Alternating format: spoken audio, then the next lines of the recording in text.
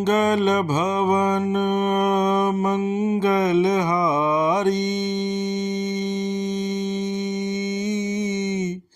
द्रवहु सुदशरथ अजुर बिहारी।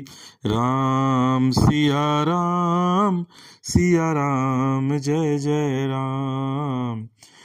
भक्तजनों, आज इस प्रसंग की चर्चा मैं कर रहा हूँ। यह प्रसंग यह बताने के लिए काफ़ी है कि भगवान हमेशा अपने भक्तों की, अपने सेवक की या फिर इंसान की के विषय में अच्छा ही सोचते हैं, उनका अच्छा ही चाहते हैं। लेकिन इसके बावजूद लोग भगवान को समझ नहीं पाते हैं।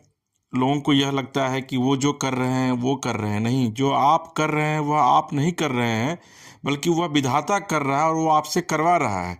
और इस चीज़ को समझना बहुत ही आवश्यक है। और इसी से जुड़ी हुई एक कहानी आपको सुनाता हूँ। दरअसल में एक बार भगवान के सेवक ने भगवान से कहा कि आप सारा दिन मूर्ति बनकर खड़े रहते हैं, आज आपकी जगह मैं आपका रूप धारण करूंगा और आप आराम से घूमने जाइए। भगवान ने भी सेवक की बात मानी, लेकिन भगवान ने शर्त रखी कि जो भी प्रार्थना करने आए उन्हें केवल सुनना और कुछ नहीं कहना। सेवक ने शर्त स्वीकार कर ली और योजना के अनुसार सेवक भगवान की जगह मूर्ति बनकर खड़ा हो गया। पहला व्यक्ति जो मंदिर में आया वह एक व्यापारी था। उसने भगवान से कहा, भगवान, मैंने नया कारखाना खोला है, कृपया उसे सफल बनाइए। व्यापारी माथा टेकता है और तभी उसका बटुआ वहां गिर जाता है। वह बटुआ गिरा कर बिना देखे वहां से चला जाता है। सेवक बेचैन हो जाता है और सोचता है कि व्यापारी को बता दें कि उसका बटुआ गिर गया है, लेकिन भगवान की शर्तों के अनुसार वह कुछ कहता नहीं। कुछ समय बाद एक गरीब आदमी वहां आता है और भगवान से कहता है कि भगवान, घर में खाने के लिए आज कुछ भी नहीं है, कृपया हमारी मदद करें। भगवान के सामने बटुआ पड़ा होता है। वह गरीब आदमी भगवान को धन्यवाद करता है और बटुआ उठाकर वहां से चला जाता है। फिर एक आदमी वहां आता है जो नाविक होता है।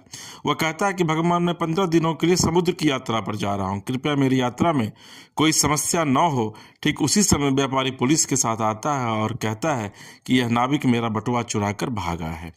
पुलिस नाविक को पकड़ कर ले जाती है। इस बीच सेवक बोल पड़ता है, बटुआ गरीब आदमी ने चुराया है। इसके बाद गरीब आदमी को पकड़कर पुलिस जेल भेज देती है।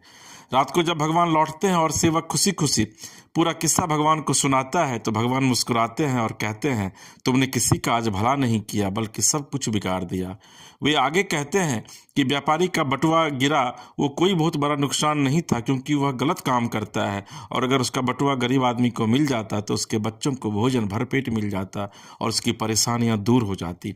भगवान ने फिर कहा, नाविक जिस यात्रा पर यात्रा करने जा रहा था वहां एक तूफान आने वाला था। अगर वह जेल में होता तो उसकी जान बच जाती और उसकी पत्नी विधवा होने से बच जाती। भगवान ने यह भी कहा, कभी कभी जीवन में हमें समस्याएं आती हैं और हम सोचते हैं कि यह हमारे साथ ही क्यों हुआ, लेकिन हमें समझना चाहिए कि इसके पीछे भगवान की योजना होती है। भगवान ने हमें यह सिखाया है कि जो भी होता है वह हमेशा अच्छे के लिए ही होता है, भले ही हमें वह समझ में न आए।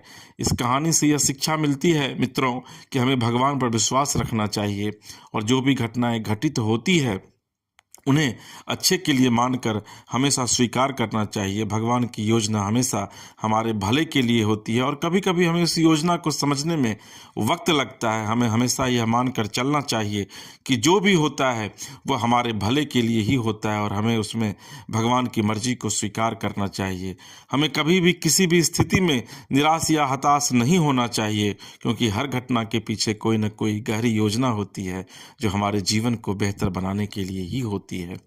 तो ये एक बड़ी सीख है जिससे हम सभी लोगों को सीख लेने की आवश्यकता है। और आपको एक प्रसंग निश्चित तौर पर, अगर आप प्रभु श्री राम से प्यार करते हैं तो आपको याद होगा कि प्रभु राम को यह पता था कि उन्हें वनवास मिलना है और पूरी जो पटकथा थी रामायण की वो प्रभु के द्वारा ही लिखी गई थी। और यही वजह है कि प्रभु श्री राम हंसते हंसते पिता के वचनों का निर्वहन करने के लिए वन चले गए थे। और फिर देखिए कि किस तरीके से पूरी रामायण जो है वो घटित होती है और बाबा तुलसीदास वाल्मीकि जी महाराज ने रामायण की रचना की। तो प्रभु का सुमिरन हमेशा कीजिए, प्रभु का स्मरण हमेशा कीजिए और यह कोशिश कीजिए कि विधाता ने जो हमारे लिए लिखा है, जो हमारे भाग्य में लिखा है, वह होकर रहेगा। और लिखा भी गया है कि प्रारब्ध पहले रचा फिर रचा शरीर। और जो प्रभु की इस रचना को, जो इसको स्वीकार करते हैं, वो जीवन में हमेशा सुखी रहते हैं। प्रभु की कृपा हमेशा उन पर बनी रहती है। तो भक्तजनों, अगर आपको हमारा यह कार्यक्रम अच्छा लगा तो आप हमारे यूट्यूब मानस कथा रामायण को सब्सक्राइब कीजिए, लाइक कीजिए, शेयर कीजिए। और कोशिश यह कीजिए कि आप दिन हो रात हो जब भी हो, प्रभु का नाम का सुमिरन हमेशा करते रहें। तो बोलिए सियावर रामचंद्र की जय। हर हर महादेव की जय।